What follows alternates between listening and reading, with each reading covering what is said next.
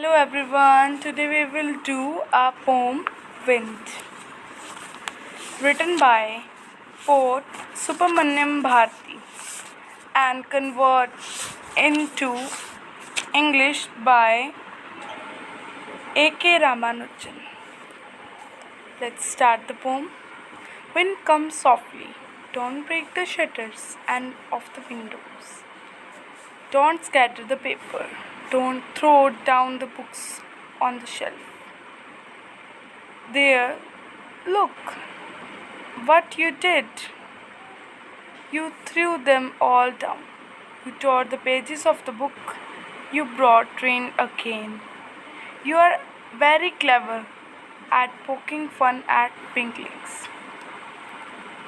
Frail, crumbling houses, crumbling doors, crumbling rafters, crumbling wood, crumbling bodies, crumbling leaves, crumbling hearts. The wind God winnows and crushes them all. He would not do what you tell him. So come, let's build strong homes. Let's join the doors firmly. Practice to firm the body. Make the heart steadfast. Do this and the wind will be friend with us. The wind blows out weak fires. He makes strong fires roar and flourish. His friendship is good. We praise him every day. तो let's read this pome. जो pot कह रहा है कि जो wind है, wind यहाँ पे असली विंड को डिपेक्ट करती है. अगर आपसे क्वेश्चन आ जाए कि जो हमारा टॉपिक है हमारी पोम का विंड, ये किस चीज़ को सिंबलाइज करता है, ठीक है, ये है problems of life. Wind symbolize करता है प्रॉब्लम्स ऑफ लाइफ. अगर आपको कह दिया जाए कि कौन सा फिगर ऑफ स्पीच आपकी पोम के टॉपिक में है, तो आप कहोगे symbolism. Okay, then wind come softly. Wind gently आती है, ठीक है. Don't break the shutters of the window, don't scatter the papers, ठीक है. तो हम इसके अंदर हम विंड को एक जैसे आदमी मान के उसको कह रहे हैं, यानी पर्सोनिफिकेशन हो गई यहाँ पे कि हम उसको आदमी मान के कह रहे हैं. मतलब उसको एक लिविंग थिंग मान के कह रहे हैं कि तुम शटर्स को ब्रेक मत करो, तुम पेपर्स को स्कैटर मत करो, तुम बुक्स को थ्रो मत करो फ्रॉम द शेल्फ, ठीक है, शेल्फ से थ्रो मत करो उनको, ठीक है. तो यहाँ पे पर्सनिफिकेशन आ गया. एंड देन यहाँ पे डोंट 3 टाइम्स आ रहा है. Look at this one. यहाँ पे डोंट लगातार 3 टाइम्स आ रहा है, तो यहाँ पे हो गया एनाफोरा. देन हम इसको लाइन टू लाइन रीड करके वन लाइन का मीनिंग समझ रहे हैं. They look that what you did. ये देखो तुमने क्या किया. You threw them all down. तुमने सब कुछ फेंक दिया. You tore the pages of the book. You brought rain again. You are very clever at poking fun at winklings, ठीक है. अब यहाँ पे फिर यू आ गया, तो यहाँ पे फिर पर्सनिफिकेशन हो गई, पर्सोनिफिकेशन. एंड देन यहाँ पे एनाफोरा भी है. यू 3 टाइम्स है ऑन मतलब लगातार यहाँ पे 3 टाइम्स यू आ रहा है, वो भी first word of the line में. तो यहाँ पे एनाफोरा फिर से हो गया. ओके, तो देन आगे रीड करते हैं.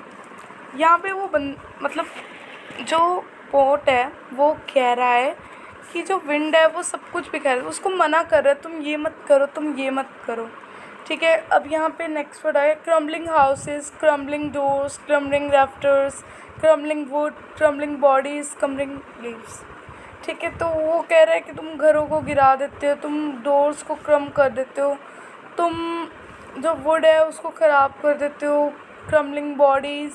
मतलब क्रम्बलिंग यहाँ पे सेंस बता रहा है कि बहुत ज़्यादा कमज़ोर, ठीक है. यू नो प्रॉब्लम्स तो हर किसी की लाइफ में होती है, लेकिन आपने कभी नोटिस किया जो गरीब लोग होते हैं उनमें उनकी लाइफ में प्रॉब्लम्स ही प्रॉब्लम्स होती हैं.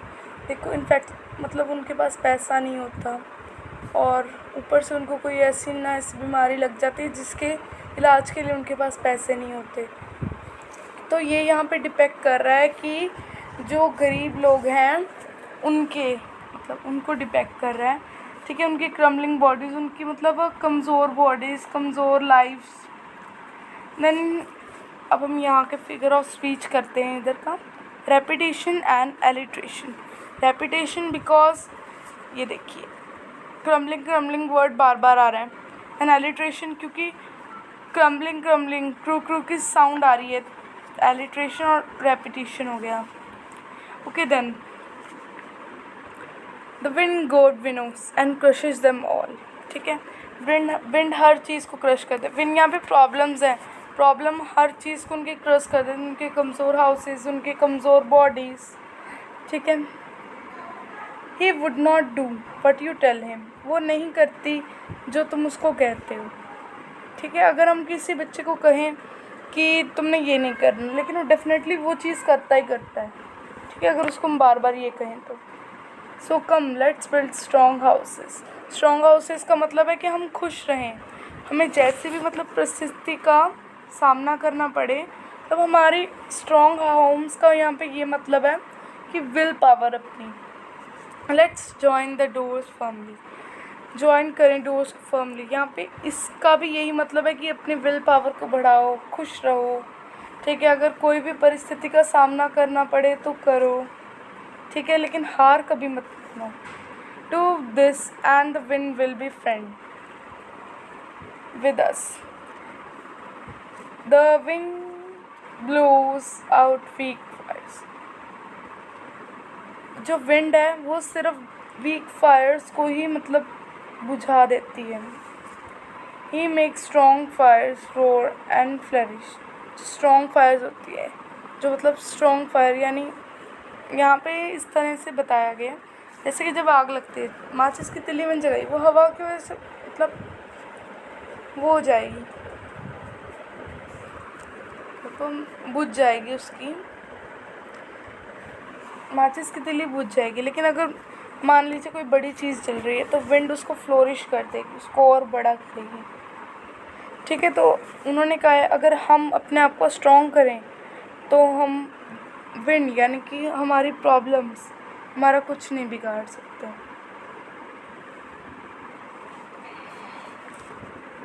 His friendship is good. Wind की फ्रेंडशिप बहुत अच्छी है। We praise him every day. हम विंड की फ्रेज करते हैं every day. Then it is written by Subramaniam Bharati. ठीक है, ये एक तमिल का पोट था और इसकी translation from Tamil by A.K. Ramanujan. अब हम थोड़ी बहुत डिस्कशन सुब्रमण्यम भारती के बारे में करते हैं। सुब्रमण्यम भारती ये बॉर्न हुए थे, ये मतलब इनका जन्म हुआ था 1882 में। Is a great Tamil poet, मतलब वो बहुत ज़्यादा ग्रेट तमिल के पोएट थे। फेमस फॉर हिज, वो मतलब फेमस इसलिए थे बिकॉज वो प्री इंडिपेंडेंस से पहले यानी मतलब बहुत सारे कुछ इस तरह से रखते थे जो आज़ादी के लिए हमारी हेल्प करता था। अब A.K. रामानुजन के बारे में भी थोड़ा बहुत पढ़ लेते हैं। वो कन्नड़ा का और इंग्लिश का पोट था, वो दोनों लैंग्वेज में लिखता था और इसकी ट्रांसलेशन जो होती थी of classic to modern poetry, बहुत अच्छी ट्रांसलेशन करता, वेल नोन होता था ट्रांसलेशन के मतलब ट्रांसलेशन बहुत अच्छी करता था। सो विंड पोम से हमें ये पता चलता है कि हमारी जो लाइफ है उसके अंदर बहुत प्रॉब्लम्स होते हैं, लेकिन अगर हम उनको अच्छे से फेस करें तो हम कुछ भी कर सकते हैं। Then check the rhyme. जो अब हम राइमिंग स्कीम्स को देखते हैं, तो इसकी राइमिंग स्कीम देखिए, कोई भी वर्ड आपस में नहीं मिलता है। ठीक है, तो इसकी हो गई फ्री वर्ड्स राइमिंग स्कीम। अगर कोई भी लास्ट वाला वर्ड नहीं मिलता और कोई भी राइमिंग स्कीम नहीं बन रही तो हम इसको कहते हैं फ्री वर्ड्स, यानी फ्रीली लिखा गया पूरे। ओके, तो प्लीज़ सब्सक्राइब माय चैनल और for latest updates please press the bell icon. Bye bye for now.